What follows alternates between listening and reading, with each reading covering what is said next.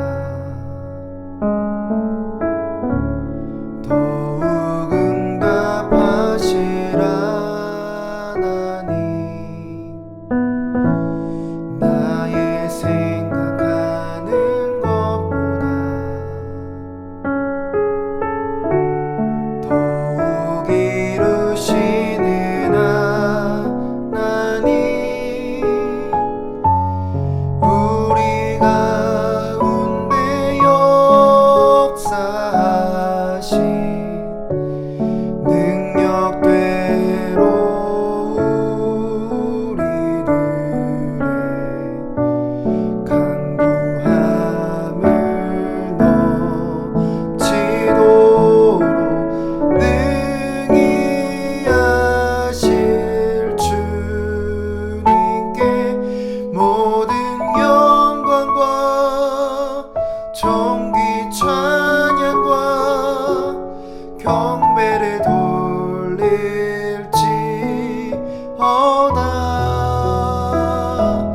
모든 영광과 존귀 찬양과 경배를 돌릴지어다.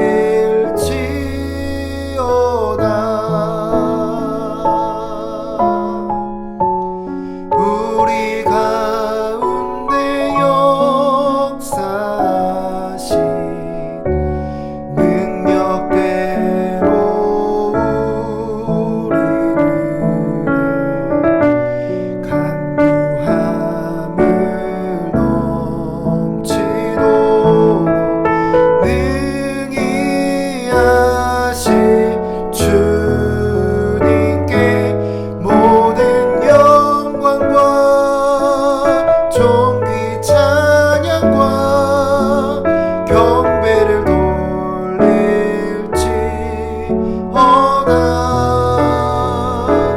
모든 영광과 존귀 찬양과 경배를 돌릴지어다.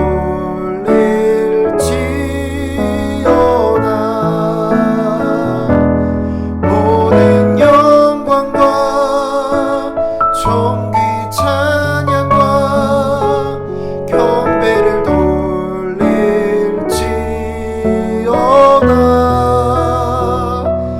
모든 영광과 존귀 찬양과 경배를 돌릴지어다.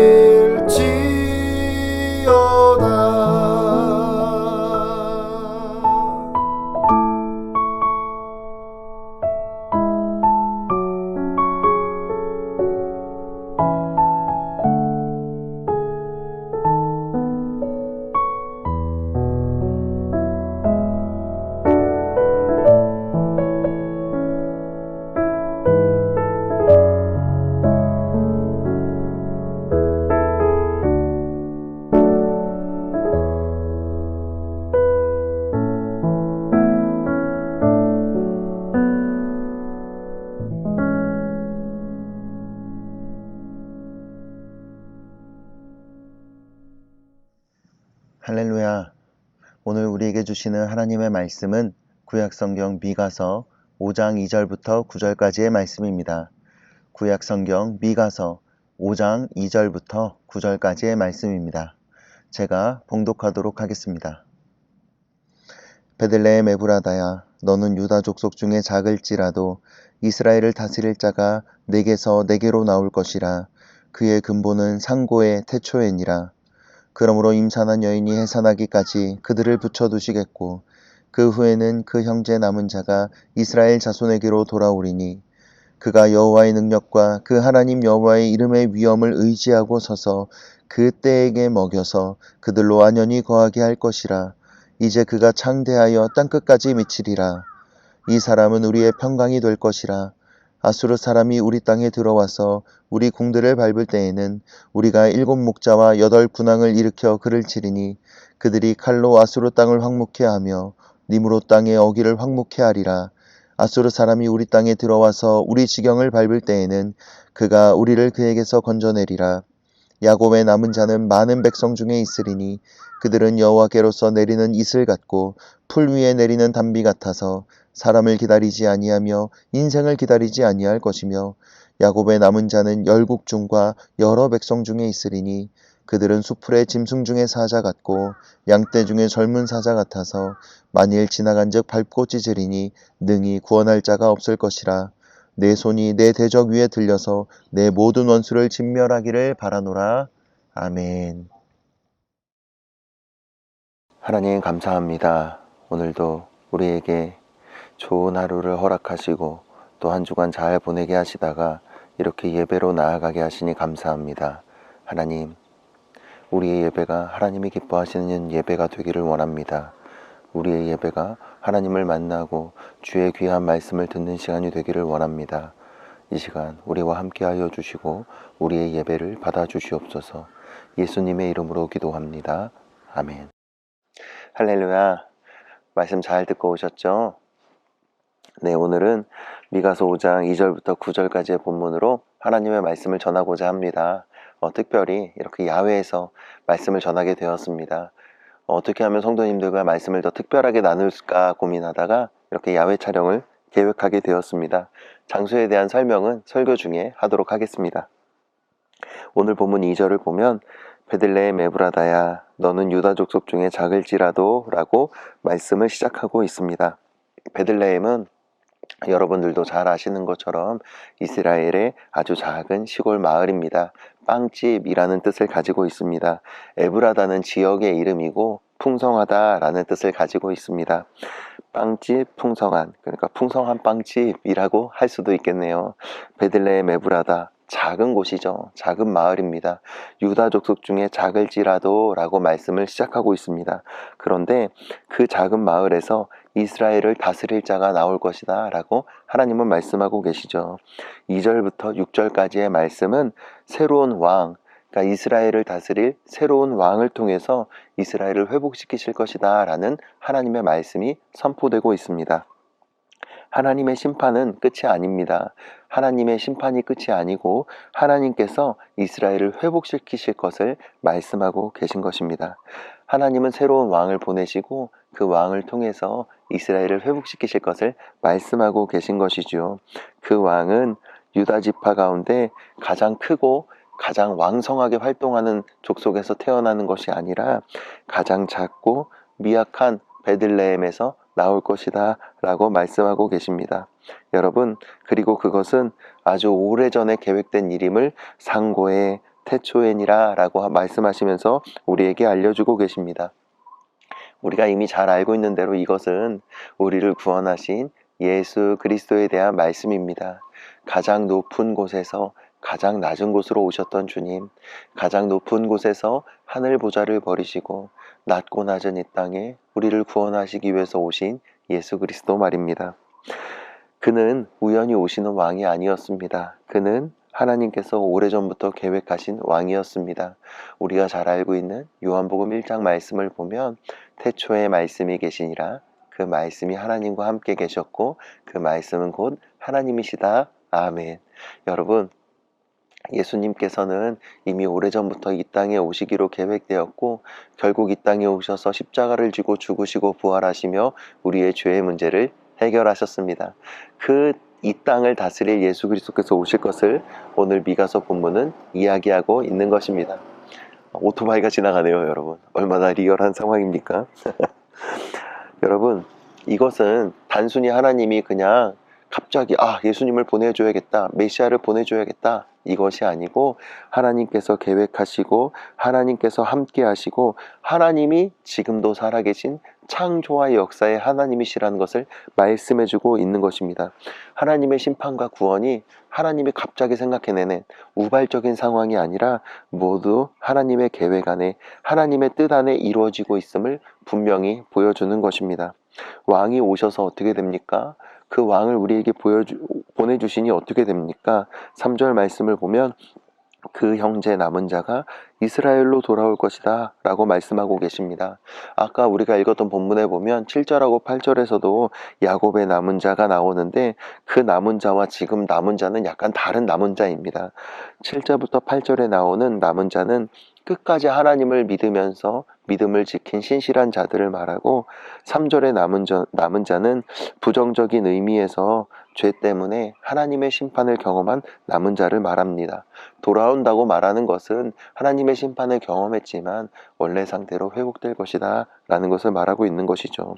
그런데 회복은 임산한 여인이 해산의 고통을 경험하는 것과 같이 고난을 겪은 후에 일어난다 라고 말씀하고 계십니다. 결국 이스라엘은 고난을 겪은 후에 새로운 왕이 지배하는 진정한 의미에서의 하나님의 백성으로 회복된다는 것을 말씀하고 계시는 것이죠. 그 새로운 왕, 이 땅을 다스릴 왕, 이스라엘의 왕은 어떠한 능력과 어떠한 역할을 하게 되는지가 4절에 나옵니다. 첫 번째 보면 그 왕의 능력이 하나님으로부터 나옴을 우리가 볼 수 있습니다. 그가 여호와의 능력과 그 여호와의 이름의 위엄을 의지하고 서서 그 때에게 먹여서 그 왕은 새로운 리더십을 세울 것입니다. 그리고 그 왕은 그 때에게 먹여서 그들로 안연히 거하게 할 것이다. 목자가 자기의 백성을 돌보고 인도하는 것처럼, 자기의 양을 돌보고 인도하는 것처럼 우리의 목자가 되셔서 백성을 인도하고 돌보실 것입니다. 그리고 마지막으로 4절 하반절, 이제 그가 창대하여 땅끝까지 미치리라. 그의 권세는 땅끝까지 이를 것입니다. 예수 그리스도의 통치와 권세가 이스라엘에만 국한되지 않고 전 세계 모든 민족에게 확대될 것을 말씀하고 계신 것입니다. 그 새로운 왕 예수 그리스도께서 이스라엘을 괴롭히고 도전하는 모든 대적들, 믿음의 백성들을 괴롭히고 대적하는 모든 대적들을 격파하고 그 대적들에게서 건져주실 것을 5절, 6절에 말씀하고 계십니다. 여러분, 결국엔 3절부터 6절까지는 새로운 왕이 이스라엘을 다스릴 새로운 왕을 하나님께서 보내주실 것이고 그 왕을 통해서 이스라엘이 회복되고 또 그 왕은 회복된 하나님의 백성을 다스리면서 보호하시고 인도하시고 승리케 하실 것이다 라는 말씀을 우리가 확인할 수 있습니다. 다시 한번 해볼까요? 보호하시고 인도하시고 승리케 하신다. 그 새로운 왕은 우리를 보호하십니다. 그리고 우리를 인도하십니다. 우리를 승리케 하실 것입니다. 예수 그리스도께서 말입니다. 여러분, 특별히 제가 여기 나와 있는 이 장소에 대한 설명을 이따 말씀 중에 전하겠다라고 말씀드렸는데, 여러분, 제가 지금 나와 있는 이곳은 여러분 혹시 이 골목을 아시는 분들도 계실 것 같아요. 지금 막 차들도 지나가고 그러는데, 여러분, 이 골목은 단고개입니다. 제가 단고개역 3번 출구를 통해서 쭉 올라왔고요. 그 골목 중에 한 골목에서 제가 지금 이 영상을 촬영하고 있습니다.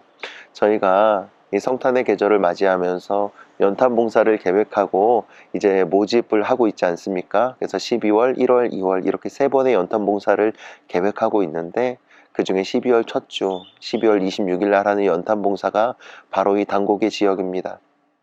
예수님께서는 가장 낮고 낮은 곳에 오셔서 예수 그리스도의 사랑을 전하셨습니다. 하나님의 사랑을 전하셨죠. 하나님의 뜻을 이루어 가셨습니다. 우리도 마찬가지로 낮고 낮은 곳으로 힘들고 어려운 자들과 함께하며 봉사하고 헌신하는 마음으로 성탄의 계절 12월을 보냈으면 좋겠습니다.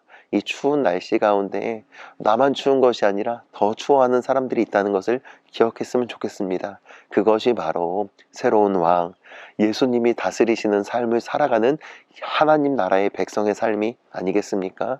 하나님께서 우리를 보호하시고 인도하시고 승리케 하실 것입니다. 나만 보호하고 나만 인도하고 나만 승리케 하냐? 아니요. 하나님을 사랑하는 모든 선택된 그의 백성들을 인도하시고 보호하시고 승리케 하실 것입니다. 그 사랑을 전하며 12월 한 달간 승리하신 저와 여러분이 됩시다. 자, 이제 그 다음 말씀을 전해보고자 합니다. 7절부터 9절입니다. 이제 2절부터 6절까지는 이스라엘을 다스릴 새로운 왕이 오시고 어떻게 회복시키실 것인지를 말씀하셨다면 7절부터 9절까지는 이제 남은 자들은 어떤 역할을 해야 되는지를 말씀하고 계십니다. 7절을 보면 야곱의 남은 자는 이렇게 시작되고 있죠. 야곱의 남은 자는 신실하게 믿음을 지켜온 자들을 말합니다. 그러니까 힘들고 어려운 세상 속에서도 죄 가운데 빠지지 않고 신실하게 믿음을 지켜온 자들 말입니다. 그들은 하나님께서 그의 역사를 이루어가기 위해서 많은 민족 가운데 남겨놓은 자들이었습니다. 특별히 선택된 자들이었습니다. 여러분이 어그러져가는 세상 가운데에서도 하나님의 선택받은 사람들이 있습니다. 그들을 남은 자들이다 이렇게 말할 수 있겠죠. 남은 자들은 이스라엘의 멸망으로 작고 보잘것없는 자들이 되었습니다. 많은 사람이 아니었습니다. 아주 소수의 사람들이었지만 하나님의 주도하에서 그들은 위대하게 또 아름답게 쓰임받게 되는 것입니다. 남은 자들이 사명을 감당하는 과정에서 그들에게 능력 주시는 분도 하나님이심을 우리는 오늘 말씀을 통해서 알 수 있습니다. 7절을 함께 볼까요?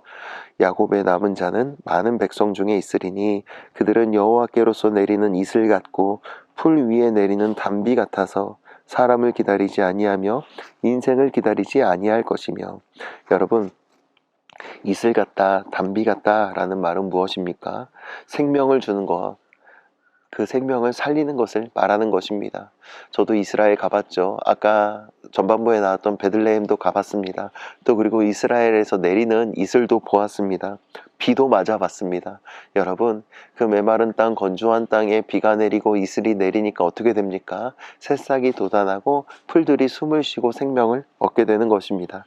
남은 자들의 역할이 이와 같을 것이다 라고 말씀하는 것이죠. 그리고 그것은 7절 말씀에 보면 사람을 기다리지 아니하며 인생을 기다리지 아니할 것이다 라고 말씀하고 계십니다. 그러니까 인간의 변덕이나 어떠함과 관계없이 내리는 비처럼, 내리는 이슬처럼 하나님의 뜻은 이루어질 것이다. 그 과정에서 모든 것도 하나님께서 하시는 일이시다 라고 지금 말씀하고 계시는 것입니다. 그뿐입니까? 8절을 보면 야곱의 남은 자는 열국 중과 여러 백성 중에 있으리니 그들은 수풀의 짐승 중에 사자 같고 양떼 중에 젊은 사자 같다 라고 말하고 있습니다. 수풀의 짐승 중에 사자, 양떼 중에 젊은 사자. 여러분, 이것은 대적할 자가 없는 강함을 말합니다. 사자니까요. 사자는 얼마나 강함을 상징하고 나타냅니까? 끝까지 신실하게 믿음을 지킨 진정한 하나님의 백성들이 하나님을 대적하고 반역하는 자들을 정복하고 승리할 것을 말씀하고 계신 것입니다. 마치 사자같이요. 여러분, 저는 이 말씀을 읽으면서 다윗이 생각났습니다. 특별히 골리앗 앞에 다윗이요. 하나님을 모욕하고 능욕하는 골리앗 앞에 주의 말씀을 듣고 당당히 나아갔던 다윗이요. 비록 어렸지만 사자와 같은 강인한 마음으로 나아갔던 것 아니겠습니까? 비록 어리고 작고 부족했지만 하나님의 말씀을 들고 나아갔던 다윗을 하나님은 승리케 하셨습니다. 그것을 기억하시길 바랍니다. 9절 말씀을 보면 내 손이 내 대적 위에 들려서 내 모든 원수를 진멸하기를 바란다 라고 말씀하고 계시죠. 하나님의 손을 들어서 하나님의 대적을 직접 진멸할 것을 간구하며 오늘 말씀은 마무리되고 있습니다. 남은 자들은 모든 백성을 구원하는 통로의 역할을 합니다. 단비같이, 이슬같이 말입니다. 악한 세상 속에서 사자처럼 강인하게 말씀을 지키는 자들이 바로 남은 자들입니다. 저와 여러분도 그래야 하겠습니다. 날씨가 춥죠. 코로나 때문에 더욱더 위축되어 있습니다. 그럼에도 불구하고 야곱의 남은 자들이 하나님께 쓰임받으며 이슬처럼, 단비처럼, 사자처럼 나아갔던 것 같이 우리도 그러해야겠습니다. 자, 이제 말씀을 정리해 보겠습니다. 첫 번째는 가장 높은 곳에서 가장 낮은 곳으로 오신 우리의 왕 예수 그리스도에 대한 말씀이었습니다. 우리를 인도하시고 보호하시고 회복하시고 승리케 하실 그 예수 그리스도 말입니다. 예수님께서 우리의 왕이십니다. 우리를 통치하시고 우리를 다스리실 왕입니다. 여러분, 이것을 잊으면 안 되겠습니다. 정말로 예수님의 다스림을 받고 살아가고 있는가? 나의 왕은 예수님이심을 실천하며 살아가고 있는가? 그 모습대로 살아가고 있는가 하는 건 말입니다. 여러분, 예수님의 통치 아래, 예수님의 인도하심, 예수님의 보호하심, 예수님의 승리케 하심을 경험하는 저와 여러분이 됩시다. 하나님께서는 작은 베들레헴 마을을 통해서 예수님을 보내주셨습니다. 메시아가 났습니다. 어떻게 그곳에서 선한 것이 날 수 있겠냐? 나사렛에서 선한 것이 날 수 있겠냐? 말했던 그곳에서 예수님은 나오셨습니다. 마찬가지입니다. 우리가 있는 곳이 비록 대단한 곳은 아닐지라도, 좋은 곳은 아닐지라도, 그러나 예수님이 함께 하신다면 그곳이 바로 천국이고 예수님은 그곳에서부터 선한 역사를 이루어 가실 것입니다. 마지막 두 번째는 야곱의 남은 자, 바로 저와 여러분입니다. 여러분, 신실하게 믿음을 지켜야 합니다. 끝까지 말입니다. 제가 새벽마다 방송실을 서브하면서 실시간으로 예배를 몇 분이나 드리나 보고 있습니다. 그런데 여러분, 놀라운 사실이 뭔지 아십니까? 저희 새벽 예배는 6시부터 시작인데 6시 10분부터 6시 15분에 가장 많은 사람이 들어옵니다. 무슨 말씀인지 아시겠죠? 저는 수요일도 금요일도 주일도 다 유튜브 생중계를 켜놓고 함께 예배를 드립니다. 놀라운 사실은 예배 시간에 딱 맞춰 들어오시는 분들보다 예배가 끝나고 들어오시는 분들이 훨씬 더 많다는 것입니다. 아니, 예배가 시작하고 난 뒤에 들어오시는 분들이 훨씬 더 많다는 것입니다. 그리고 지난주 같은 경우에는 예배가 끝나고 난 다음에도 예배 영상을 보시는 분들도 계셨습니다. 물론 시간의 상황에 따라서 어떻게든지 예배를 드리려고 하는 그 마음은 정말 귀한 것입니다. 그러나 게을러져 있다면, 안일해져 있다면 신실한 믿음을 다시 한번 붙잡아야겠습니다. 이슬처럼 단비처럼 생명을 흘려보내는 삶을 살아야 합니다. 신실한 믿음을 지킬 뿐만 아니라 그 믿음을 지키는 가운데 이슬처럼 단비처럼 하나님의 사랑을, 예수 그리스도의 생명을 흘려보내야 하는 것입니다. 여러분, 나만 살면 되겠습니까? 같이 살아야죠. 우리가 할 수 있는 것은, 구원은 하나님이 하시는 게 맞습니다. 그러나 우리가 해야 될 일은 그 구원의 복음을 전하는 일이 아니겠습니까? 그저 하나님께만 맡기고 하나님만 쳐다보고 있기보다는 야곱의 남은 자처럼 하나님의 백성답게 신실한 믿음을 지키며 이슬처럼 단비처럼 생명을 흘려보내며 복음을 전하는 삶을 살아야겠습니다. 그리고 마지막으로 사자처럼 다윗처럼 하나님의 말씀으로 강하게 싸워 승리하는 저희들이 됩시다. 여러분, 세월이 갈수록 예수님을 믿는 사람들이 많이 무너지는 모습을 보게 됩니다. 승리하기보다는 넘어지는 모습, 패배하는 모습들을 많이 보게 됩니다. 왜 그렇습니까, 여러분? 신실한 믿음에 서서 말씀의 반석 위에 서 있지 않기 때문입니다. 여러분, 사자처럼 다윗처럼 하나님의 말씀으로 나아가야 합니다. 다윗이 어떻게 골리앗을 이길 수 있었습니까? 하나님의 말씀, 만군의 여호와의 이름으로 나아갔기 때문입니다. 여러분, 우리의 승리의 비결은 말씀에 있습니다. 말씀을 사모하시고 더 가까이 나아가시길 바랍니다. 그곳에서부터 하나님이 경험케 해주시는 승리가 있을 줄로 믿습니다. 하나님이 나와 함께 하시면 무엇이 두렵습니까? 하나님이 내 길을 인도하시면 무엇이 두렵고 걱정입니까? 하나님은 우리를 승리케 하실 줄로 믿습니다. 그 주님과 함께 동행하며 승리하는 저와 여러분이 됩시다. 기도하겠습니다. 하나님 감사합니다. 우리를 통해서 예수 그리스도의 사랑, 예수 그리스도의 승리, 인도와 보호하심을 다시 한번 나타내 주시고 깨닫게 하시니 감사합니다. 이 땅에 오신 만왕의 왕 예수 그리스도를 바라봅니다. 성탄의 계절에 더 주님을 묵상하게 하시고 십자가 앞에 나아가게 하시며 또한 그 사랑을 전하는 저희들 되게 하여 주시옵소서. 특별히 주님, 우리가 왕이신 예수님의 통치 안에 살아가고 있는지를 돌아보게 됩니다. 내 뜻대로, 내 맘대로, 내 소견에 오른 대로 살아가는 것이 아니라 예수님의 통치 안에 살아가고 예수 그리스도를 왕으로 모시고 살아가고 예수님을 우리 마음의 중심에 모시고 살아가는 저희들 되게 하여 주시옵소서. 주님, 특별히 야곱의 남은 자처럼 살아가게 하여 주시옵소서. 신실한 믿음을 끝까지 지키게 하시고 단비처럼 이슬처럼 생명을 흘려보내는 통로가 되게 하시며 다윗처럼 사자처럼 말씀으로 승리케 하셔서 힘들고 어려운 시기일수록 더 주님의 말씀 앞에 나아가게 하시고 신앙생활을 나태하고 게으르게 하지 않게 하셔서 주여 하나님이 칭찬하시는 신실한 믿음을 가진 저희들 다 되게 하여 주시옵소서. 예수님의 이름으로 기도합니다. 아멘. 이제 주기도문으로 예배를 마치도록 하겠습니다.